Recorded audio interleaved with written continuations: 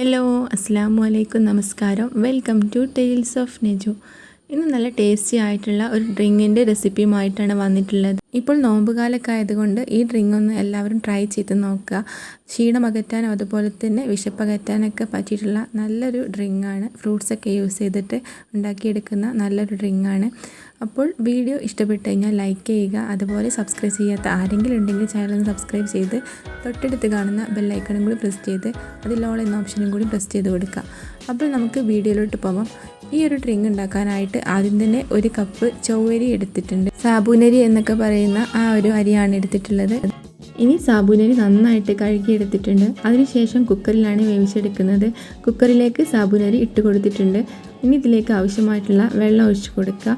വെള്ളം ഒഴിച്ചു കൊടുക്കുമ്പോൾ സാബൂനരിയേക്കാളും കൂടുതലായിട്ട് വെള്ളം ഒഴിച്ചു കൊടുക്കുക. അതിൻ്റെ മുകളിലേക്കായിട്ട് നിൽക്കുന്ന അത്രത്തോളം വെള്ളം ഒഴിച്ചു കൊടുത്തിട്ടുണ്ട്.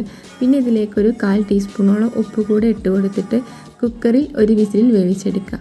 ഇപ്പോൾ സാബൂനരി നന്നായിട്ട് വെന്ത് കിട്ടിയിട്ടുണ്ട്. ഒരു ക്രിസ്റ്റൽ രൂപത്തിൽ ആയി കിട്ടിയിട്ടുണ്ട്. ഇനി ഇതിന് ശേഷം സാബൂനരി നന്നായിട്ടൊന്ന് കഴുകിയെടുക്കുക. അതിൻ്റെ ആ മുകളിലുള്ള കൊഴുപ്പൊക്കെ ഒന്ന് മാറി കിട്ടിയിട്ട് ഒരു പാത്രത്തിലേക്ക് മാറ്റിയെടുത്തിട്ടുണ്ട്. ഇനി ഇതിലേക്ക് ആവശ്യമായിട്ടുള്ളത് ഏതെങ്കിലും ഒരു എസൻസാണ്. ഞാൻ സ്ട്രോബെറി എസൻസാണ് എടുത്തിട്ടുള്ളത്. നമുക്ക് ഇത് എസൻസ് യൂസ് ചെയ്യാതെയും ഉണ്ടാക്കിയെടുക്കാം. അപ്പോൾ സാധാ ഒരു വൈറ്റ് കളറിലാണ് കിട്ടുക. അപ്പോൾ 2-3 ഡ്രോപ്സ് സ്ട്രോബെറി എസൻസ് ഇതിലേക്ക് ചേർത്ത് കൊടുത്തിട്ട് നന്നായിട്ട് ഇളക്കി കൊടുക്കുക. പിന്നെ സാബൂനരി കട്ട പിടിച്ചതൊക്കെ ഒന്ന് ഉടച്ചെടുക്കണം. പിന്നെ ഇതിലേക്ക് ആവശ്യമായിട്ട് അല്പം അണ്ടിപ്പരിപ്പ് ചെറുതാക്കി കട്ട് ചെയ്ത് വെച്ചിട്ടുണ്ട്.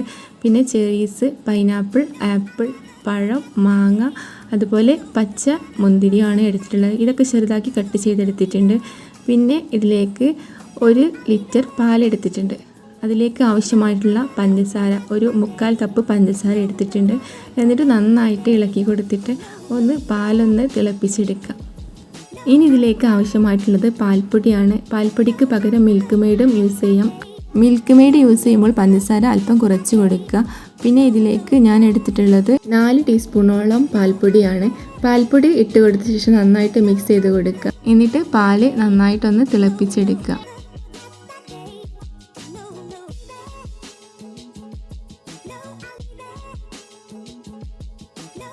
പാലൊന്ന് ചൂടായി വരുമ്പോൾ ഇതിലേക്ക് നേരത്തെ കട്ട് ചെയ്ത് വെച്ചിട്ടുള്ള അണ്ടിപ്പരിപ്പ് ഇട്ട് കൊടുക്കുക. ഒരു 10-15 അണ്ടിപ്പരിപ്പൊക്കെയാണ് എടുത്തിട്ടുള്ളത്. അണ്ടിപ്പരിപ്പ് ചെറുതാക്കി കട്ട് ചെയ്തിട്ട് ഇട്ട് കൊടുത്തിട്ടുള്ളത്. ഇനി പാല് നന്നായിട്ടൊന്ന് തിളപ്പിച്ചെടുക്കുക.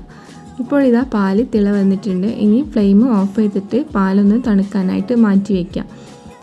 ഇപ്പോൾ പാല് തണുത്ത ശേഷമാണ് കാണിക്കുന്നത്. ഒരു പാത്രത്തിലേക്ക് പാൽ ഒഴിച്ചു കൊടുക്കുക. ഇനി ഇതിലേക്ക് നേരത്തെ കട്ട് ചെയ്ത് വെച്ചിട്ടുള്ള ഓരോ ഫ്രൂട്ട്സായിട്ടും ഇട്ട് കൊടുക്കുക. അതിന് മുന്നേ ആയിട്ട് നേരത്തെ തയ്യാറാക്കി വെച്ചിട്ടുള്ള സാബൂനരിയുടെ മിക്സ് ഇതിലേക്ക് ഇട്ട് കൊടുക്കുക. എന്നിട്ട് നന്നായിട്ട് മിക്സ് ചെയ്ത് കൊടുക്കുക. കട്ടയൊന്നും ഇല്ലാതെ നന്നായിട്ട് ഓരോ അരിയും സെപ്പറേറ്റ് നിൽക്കുന്ന പോലെ ഒന്ന് ഇളക്കി കൊടുക്കുക. പിന്നെ ഈ ഒരു ഡ്രിങ്കിലേക്ക് നമുക്ക് ഇഷ്ടമുള്ള ഏത് ഫ്രൂട്ട്സ് ആയാലും എടുത്താൽ മതിയാവും.